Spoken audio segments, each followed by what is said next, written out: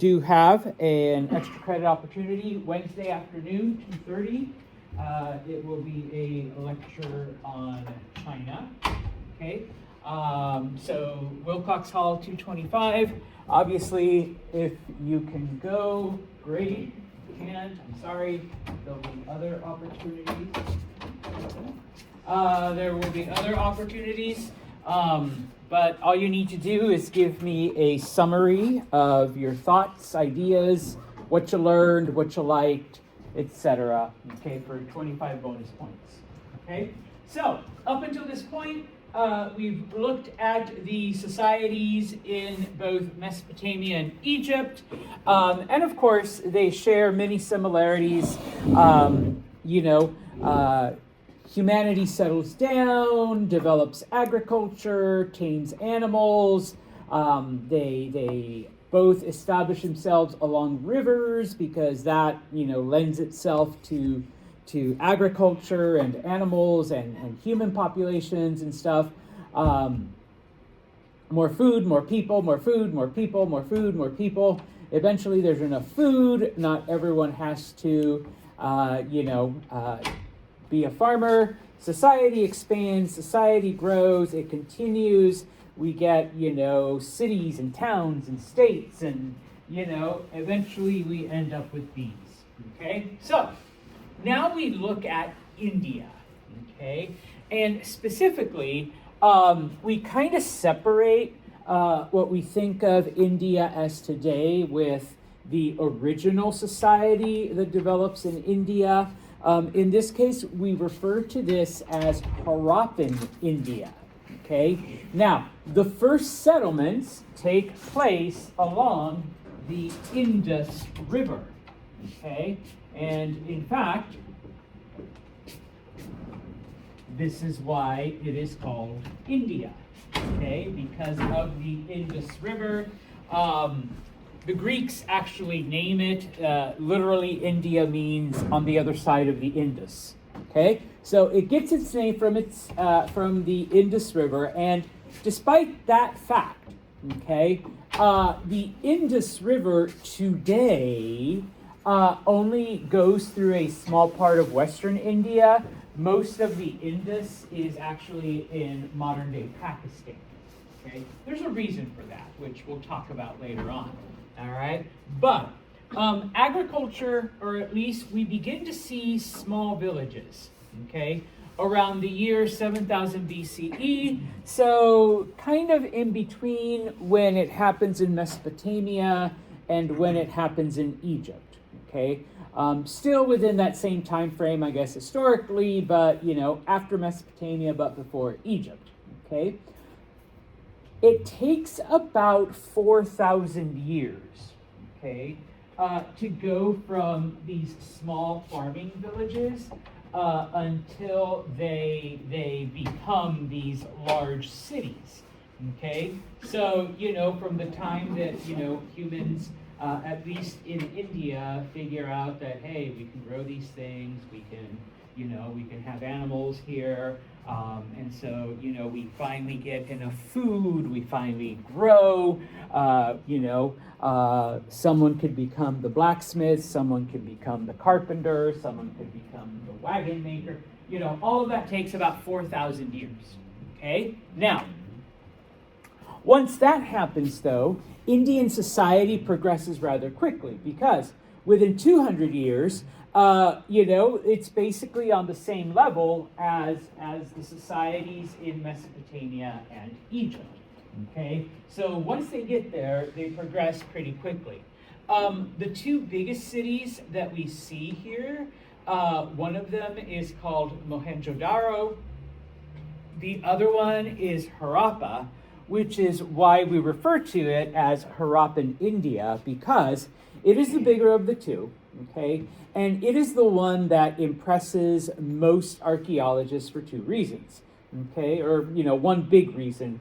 In that, and I know that in Mesopotamia and in other places, you did have, certain things like laid out, and certain people lived in certain places, but the Indians took it one step further in that everything was planned out, very, very similar to the way we would design our cities today.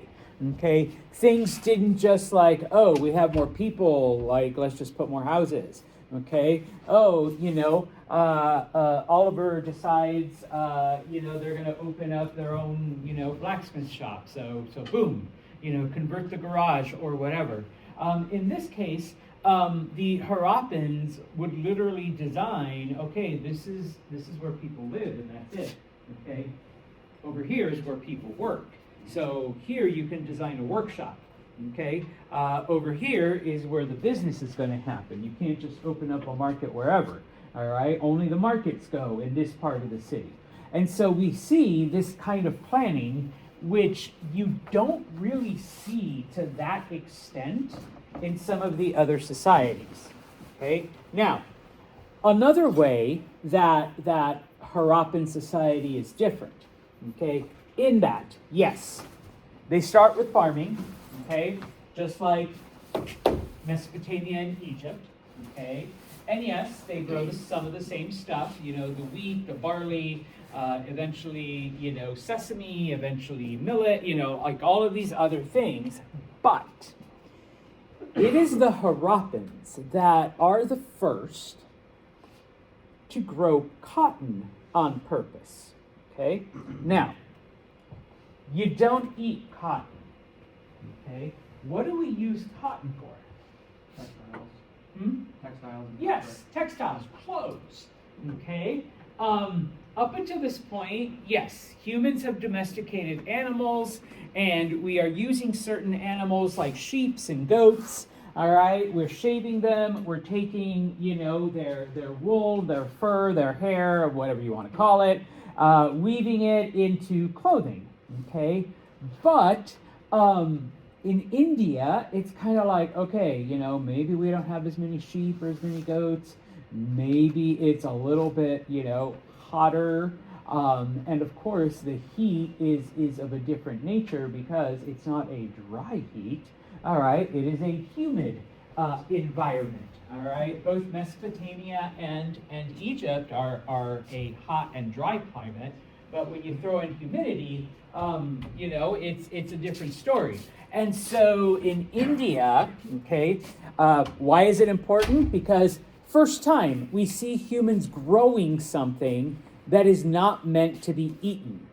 Okay, we are using it for other things, for comfort, basically. Okay, wool clothing in a humid environment is not going to do it. Okay, and so we see the development of cotton. All right, there's one other society that does that, and it's coming up next. All right, type of thing. Okay, now, just like everywhere else, okay, you're going to see, like, literally, we're not going to spend a lot of time on Harappan India because most of the stuff we've already talked about in Mesopotamia and Egypt. They develop tools, they develop pottery, they develop weapons, they develop metals, they develop trade, they develop commerce, and we have found evidence that they traded with other areas. Like all of that happened just like it did here. Okay, and just like these societies, they also developed a writing system. Okay, in this case, it was a little different from the Egyptian and the Mesopotamian in that it was completely logographic, which basically is just signs that represent things. Okay, not necessarily ideas and not necessarily like sounds. Whereas cuneiform and hieroglyphics and hieratic and then later Demotic had certain pictures, because it was a pictographic language, literal pictures that represented either sounds or ideas. Okay, in this case, we just have signs, we have symbols, all right, that represent different words. The issue, so it's a slightly different form of writing, all right, but the issue is that we have no way of translating it, okay, at all, all right? It doesn't correspond to any of the later Indian languages, number one, okay? We did not find a translation rock the way we did with the Egyptian written language, so we can't do that. And the area was not conquered by other groups who took the writing and said, hey, make that, but for our language, all right? And then like other groups came in and said, oh yeah, we like that too. So now take that and make it for our language too, okay, type of thing. So archaeologists have found the symbols. They've been able to classify them like, okay, we know there's like 400 different of these. We know that they're not pictures of anything, so we can't compare it to, cuneiform or anything else. But we just don't know what the different symbols represent or what they mean or what they meant to, say with it, okay? The thing that we do know, and this is another reason why, okay, we can't figure some of this stuff out, is that by the year 1700, Harappan society had completely disappeared, okay? And this is one of the fun parts of history, well, not fun, but interesting parts of history, okay? In that sometimes you get a society, sometimes you get a group, sometimes you get a colony, whatever, and then it just disappears, okay? And we literally have no idea what happens to it, okay? Nobody left behind, any kind of record or evidence, and even if they did, we can't translate it, all right? So we really don't know what happened. All we know is that by then the cities were completely abandoned. Could have been environmental, could have been disease, could have been, whatever. But it wiped them out completely. And then later on, because, this is how we get agriculture in the first place, because they were along the banks of the Indus River during the multiple flood seasons, like over hundreds of years, eventually the cities became buried, and it wasn't until modern times that, people found the remains and the ruins, okay? So, that is early Indian society, okay? These are the ruins of Mohenjo-Daro, okay? And today it's actually in Pakistan, all right? So, they've been able to unearth them, they've been able to study them, but like I said, other than the physical evidence that's there, and some of the guesses and the fact that we have found, some artifacts from Mesopotamia, some things from other parts of India, some things from China, so we know that they probably traded, that some people came or they went out. Other than that, we don't know a whole lot, okay? And then, of course, you knew Santos was going to throw up a map. Okay, city of Mohenjo-Daro is down in the lower part of the Indus River, Harappa, okay? Now, they're not the only ones, okay? There were a couple of other cities, but those were the two biggest, the most influential. And so we have a couple of other cities that also existed that, of course, also were, they disappeared, they were taken over, and so we really have no idea, okay? About the culture, all right? So then let's move on to China, okay? Now, when it comes to China, all right, once again, we do get a similar timeline of development, and, okay, we've looked at Egypt and at India, and both of those developed along a river, okay? In China, kind of, sort of, like Mesopotamia, we do see two rivers, but unlike Mesopotamia, all right, it isn't just like one society, like the two rivers don't go parallel to each other.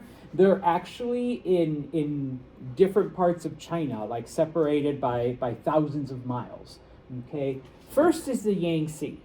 Okay, the Yangtze River, and this is the way your textbook spells it. You might have seen like different spellings, like sometimes it has a T, sometimes it has two E's, all right? Once again, it kind of depends on the translation, all right? But the Yangtze is in southern China, or what today we would call southern China, okay?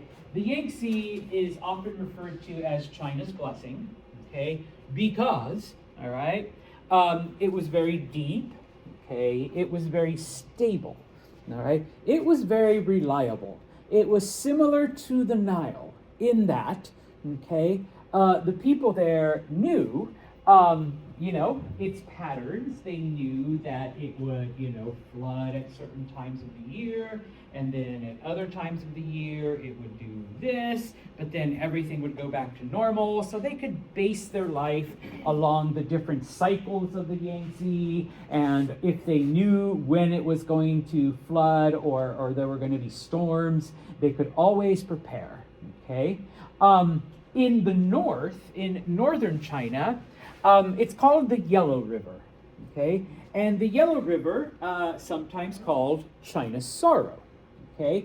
Because this one is more like the Tigris and the Euphrates, okay? It is destructive. It caused floods. It was unpredictable, okay? It would wipe out everything in its path, all right? And the thing with the Yellow River is that it has been like that through most of China's history. And even in modern times, like the Chinese government has made like all of these like construction projects and to harness the power of the Yellow River, and there's dams and dikes and levees, and it still causes problems. Like it still floods and it still destroys. So even with, like modern technology, okay? And so societies here, all right, developed much slower, okay? We don't see, the quick advancement like we do in Egypt or India, whereas societies that develop along the Yangtze, they do, they expand, they grow, they, all of this stuff. Now, okay? Along with the difficulty of the Yellow River, okay, overall, all right, development in China is slower, okay, even though it starts around the same time frame as the other three societies, it takes a lot longer to reach, okay, the same level of development. And there's a few reasons for that, okay, and yes, I will ask you, okay. Number one, it isn't until, these groups migrate really far south that it changes, but initially there aren't a lot of domesticatable animals, okay, in northern and central China, at least not during this time, okay? Whereas in all of these places, they found sheep, they found goats. I mean, sheep overall are pretty docile. All right, goats, some of you might say, you ever tried to fight a goat, Santos? I'm like, well, I've tried to hold his head down. All right, but yes, they are, they're a little bit more temperamental, but still, domesticatable. All right, cows, no offense, they're kind of dumb sometimes. You can, they're easy to domesticate as well, and all of that. All right, but China doesn't have those. At least not northern and central China 10,000 years ago, okay? Now, it isn't, like I said, until they migrate, the people start to migrate farther and farther south, okay? They do domesticate the chicken, okay? If you can truly say that you've domesticated a chicken, all right? If any of you have ever been around them, I know I've been a victim of chicken attacks, okay? Not fun, all right, type of thing. So, okay, number one. Number two, kind of similar to Egypt in that the geography basically kept China isolated for several thousand years. Now, Egypt did have one avenue across the Sinai, and then they were able to mix and trade with the people in what today we call Palestine, and then they were able to mix and trade with the people in modern day Turkey, and they could encounter people from Mesopotamia, all right? That doesn't happen in China, okay? Because in both the West and the Southwest, you have mountain ranges that are just like ginormous. Okay, to the southwest are the Himalayas, okay? If you know your geography, what peak is in the Himalayas? Everest. Yes, and what is Mount Everest? Tallest mountain. The tallest mountain on the freaking planet. All right. Yeah, and then there's other peaks that are, just a couple hundred, feet lower. So you literally have the tallest mountains on the planet. All right. So you're not getting past that. All right, easily. Okay. To the north and to the northwest, you have the Gobi Desert. Okay, which, like the Sahara, is dry, is arid, like you're not really surviving, okay, type of thing. Unlike the Sahara, though, the Sahara does have, places of rest like oases, and, if you follow the ocean, not that you're going to be drinking ocean water, but, you have an opportunity to encounter other people. The Gobi doesn't have that, because the Gobi is like right smack in the middle of Asia, okay? There's no ocean or anything like that, okay? And of course, just the natural distance between China and other places, okay? And so, just a quick map here. Now, I know that today, okay, 2026, when we think of China, like we think of like everything that comes out here and it comes up here and it around, and like Manchuria is part of it and all of that, okay? We're talking like 8,000 years ago, okay? We are talking about culture that develops along the Yellow River, and then several hundred, about 1,000 miles south along the Yangtze, okay? So we're only talking about a very, very teeny portion of what today we think of China, all right? So yeah, we do see two separate societies, all right, come about, all right? Now, the society that grows along the Yellow River, they don't develop wheat, they develop millet, which is another type of grain that you can make like a very primitive bread out of. Rice doesn't happen until a little bit later, okay? So that's the original, okay? Now, the first culture, the first society we see there is what we call the Yanshao, all right? And it doesn't grow beyond the settlement stage, or like at the most we might get a village, okay?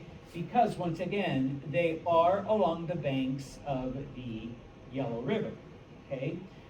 The moment they get a little bit of momentum going, all right, we got some food, we got a couple animals, whatever, here comes the river to destroy everything. Okay, and so you lose everything, you lose people, okay, and of course you have to rebuild and you have to restart, okay.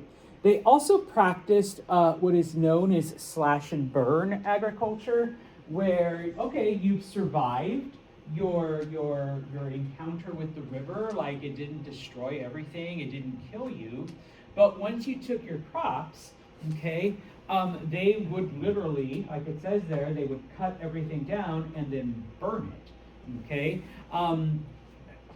Supposedly, the ashes and the remains then mix with the dirt and it provides fertility, which I guess to a degree it does.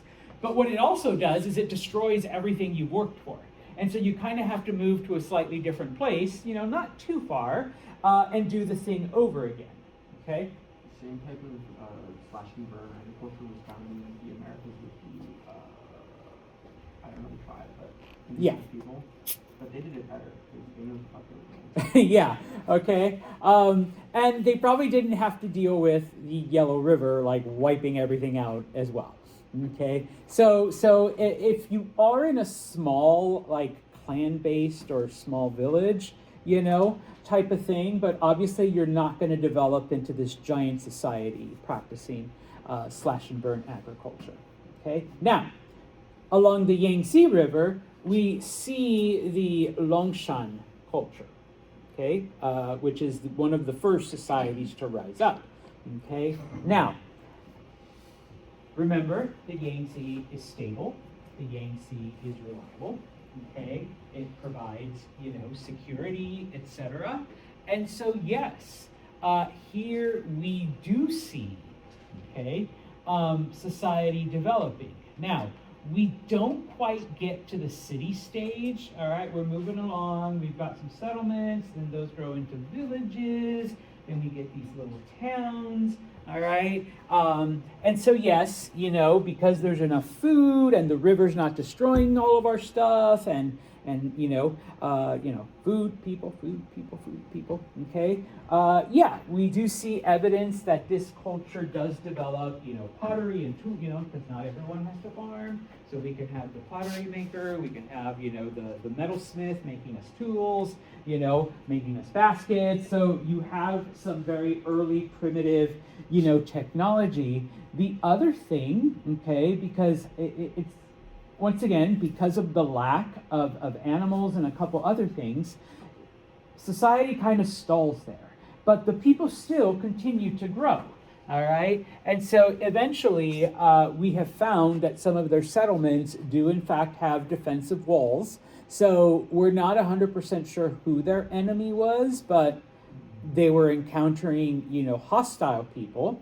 But once they move far away enough from the Yangtze River, okay, they continue their culture in a similar fashion to what we see later in other groups, where they realize, okay, we don't have the river anymore, but you do get rain, and this is the way like we kind of do it here. The rain seeps through the earth, it goes down to the bottom, there's an aquifer, and if you dig, you will eventually hit it, and you can bring water from the ground. All right, and I know those of you that live in the boonies, you use well water, whatever.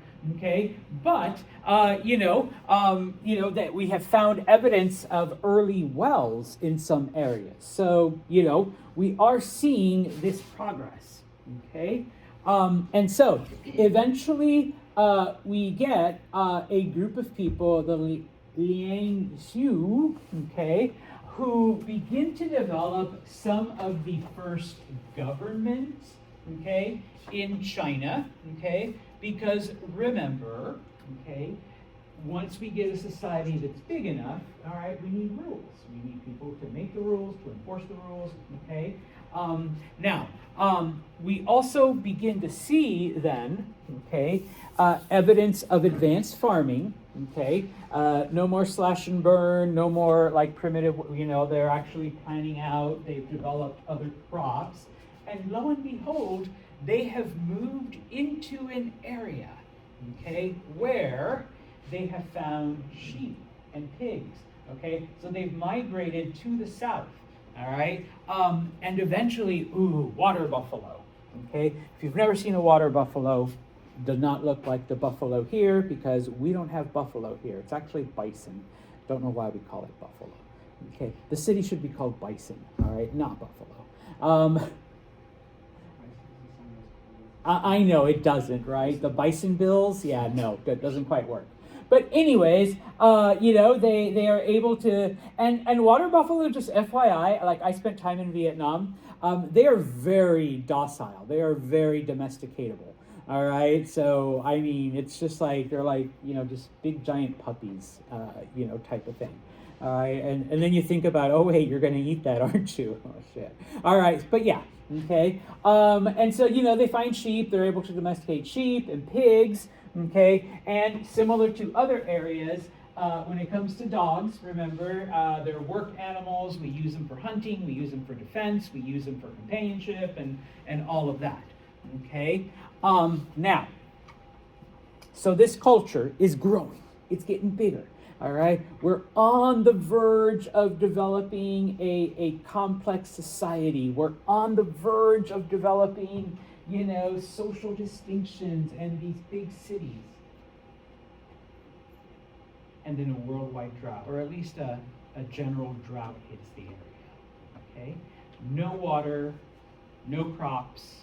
Nothing for the animals, nothing for the people. And so people begin to die off. People begin to starve to death. Okay?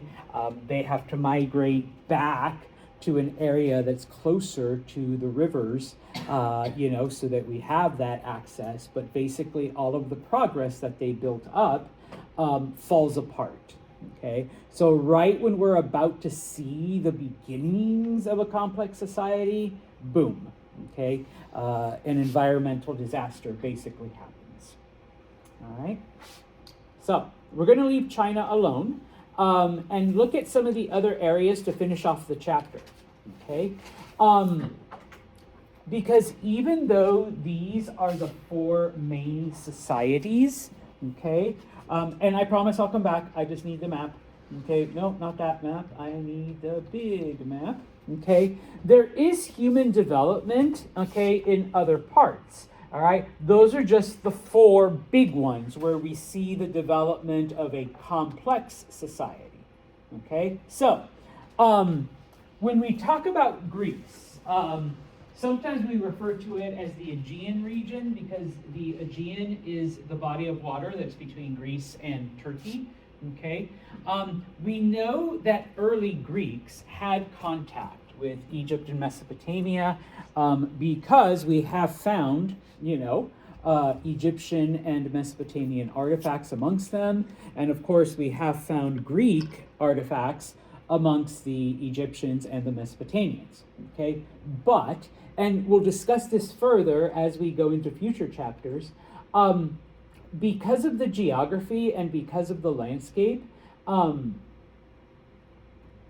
Greeks developed small cities that are pretty isolated because mainland Greece is separated by mountains, and it makes it very difficult, to unify the people.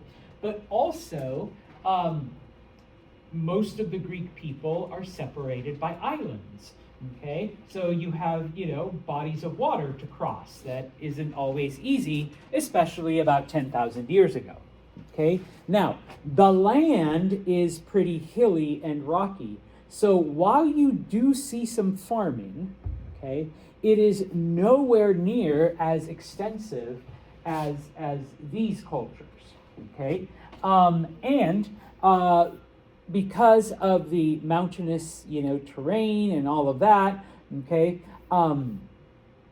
what they do grow is a very, very limited amount and a very, specific type of thing, okay? Like you can grow olives in Greece, okay? But there's only so many olives you can eat, all right, type of thing, okay? And of course, you do find metal in much of the Greek landscape. And so the ancient Greeks are able to trade with the Egyptians and especially with the Mesopotamians, different metals in exchange for food and other products. All right. The one exception, kind of, sort of, because we see a very small society, is on the island of Crete. Crete is a pretty good-sized island that's like a little bit south of the mainland Greeks. Okay, their capital city was a city called Knossos. Okay, if you've heard of Crete, if you've heard of the city of Knossos, typically it comes from mythology, because according to stories, according to legend, in the city of Knossos, and the people were known as the Minoans. Okay. Because in the city of Knossos, there was supposedly a labyrinth that was built that was meant to be a prison, that was meant to be whatever, and if you could make it through, then you were able to earn your freedom. But, once again, according to legend, in the middle of the labyrinth was the Minotaur. Okay? If anyone knows their Greek mythology, what was the Minotaur? No? Yeah? Head of like a bull, body of a human underneath. Yes, I know. I can't remember which side was which, but I think it's half. I know it was half man, half bull. Yeah, okay. Yeah, pretty sure. But the top was the bull, the bottom was the man. Okay, I'm thinking of the centaur, where the bottom was the horse and the top was the man.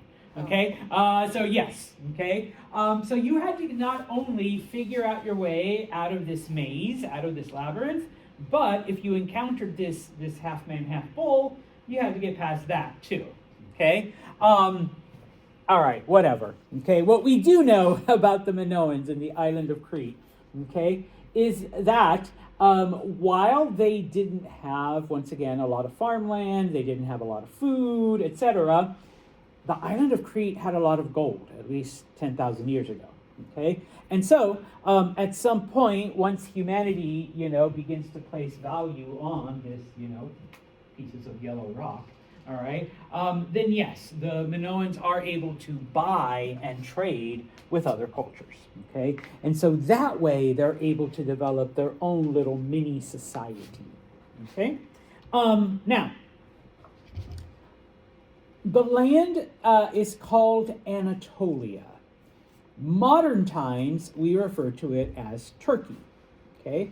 And while we don't really get into it too much, okay, we don't call it Turkey because there was a bunch of, gobble, gobble, gobble running around. We call it Turkey because at some point, a group of people known as the Turks conquer it, they take it over, all right? And that's where it gets its name, okay? But throughout most of history, it was known as Anatolia. All right, so you should know this because that's what your textbook will say, that's what Santos will say. So in Anatolia, okay, once again, not a whole lot of farmland, okay, because the terrain was very hilly and very mountainous. Not to say that you couldn't grow anything, but not to the extent, once again, that these societies had. And so not to the extent that you could develop a complex culture, all right? So you had some very small cities, okay? But like Greece, like Crete, okay, there were a lot of metal. There was, a lot of metal in the ground. And so, most of the early societies, in Anatolia were based on mining, okay? Most of the societies were basically very small city-states that interacted not only with each other, but with Mesopotamia, with the Egyptians, with the Greeks, with a couple other people that needed their metal, okay? Because once again, remember, especially in Mesopotamia, Mesopotamia didn't have any of this. All they had was very fertile land. Okay, so the Mesopotamians are trading with the Anatolians food for metal, okay, especially for copper and tin. We want all the copper and tin you can give us, all right? And the Anatolians are like, why the fuck do you want copper and tin? Those two things. Oh, no, we just like it, all right? Why were the Mesopotamians asking for copper and tin? Yeah. I want to make bronze. Bronze, yes. For the longest time, only they had the secret of bronze. Eventually it gets out. Okay, and so then the Anatolians start making bronze, and then they pass on the secret to the Greeks and to other people. Okay, but this was where the Mesopotamians got most of their copper and tin from in order to make bronze tools. All right, the one city that we know of in ancient history was in fact the city of Troy. And once again, if you know your Greek stories or your Greek mythology, it is the same, we think, that is involved in what is called the Trojan War. Turns out that, there was 6 or 7 Troys, each one built on top of the previous one. Like one would be destroyed and disappear, and then they'd build a new one. All right, they'd build on top of that. All right, but at some point, the Greek city, we know that there was a conflict between the Greeks and the Trojans. Whether there was a magic apple involved and 2 goddesses fighting each other and, all this other shit. Well, maybe not. Or some dude with an empty wooden horse, sorry. Okay, but we know that the Trojans and the Greeks did encounter each other. Okay, now, we know that they had contact, obviously, with the Mesopotamians and the Egyptians, and of course with the Greeks, because we have stories like that, but also we have found artifacts and other things spread, not only throughout Anatolia, but also through Mesopotamia, Egypt, and Greece. Okay? Finally, okay, when I say Europe, we are talking about Central and Northern Europe. Okay? You do have some settlements. Humanity does settle down, but we do not see, once again, any of this. Okay? Now, part of the issue, of course, while there are some pretty, significant rivers, nothing, yeah, say central and northern? Yeah. Okay. We don't have anything like the Nile or the Tigris or the Indus in Europe. Okay. Number one. Number two. Remember that most of Central and Northern Europe is forest. Okay. If you want to actually farm, you need to get rid of those trees first. Okay. And unlike today, you can't just go down to the Home Depot or Lowe's and buy some pretty kick-ass chainsaws and some stump grinders and your buddy with a 4x4 to pull out, whatever roots are still there, and you've got a very clear patch of land. You're using very primitive tools. So you're not going to clear a whole lot of land, okay? So your agriculture is going to be very limited, okay? So you're going to resort to other, sources of food and sustenance and to maintain yourself, okay, number one. So you do get some mining, okay, in those areas, and so they're able to trade this metal with other groups for food and other resources, okay. Many of these cultures in early Central and Northern Europe do base themselves on hunting, all right, so they do hunt animals, okay, but I mean, unfortunately, there isn't enough farmland, and sometimes there aren't enough animals to maintain, these settlements. And so you go to the next village and you raid them, you conquer them, you take what they have to supplement your own. And then at some point, some other village is going to come and raid you and try to take what you have. Okay. The one animal that is pretty dominant in the area, or at least that early Europeans are able to domesticate, is cattle. All right. I mean, later on we do see the introduction of pigs and goats and sheep and all of that. All right. But one of the first animals that they do, on a mass scale is cattle, where people are able to then get milk and meat from, obviously, and leather. Okay. And of course, any and all milk products like creams and cheeses and butters and stuff like that. Okay. There was a lot of copper. All right. In many of these areas. All right. And so you do see then eventually Europeans learn how to make bronze themselves. We can only guess that they got the secret of bronze from the people in Anatolia who got it from the Mesopotamians. Okay. I mean, once again, nobody left behind. Today I met a Mesopotamian and he showed me this cool trick. All right. So we can only assume that that's how the chain went. All right. Now, this map just shows the various sources, especially metals that you find in the areas. Okay. And many of these early cultures do in fact develop stone monuments, okay, to signify all kinds of different things. The most famous one of them all is, of course, in England at Stonehenge, but it is by no means the only one, okay? There are other similar monuments that you can find in different parts of Europe, okay? But since it is the most famous one, it is the easiest one to Google and put a picture of it for you, okay? And so, with that, okay, we will finish off with the Americas, okay?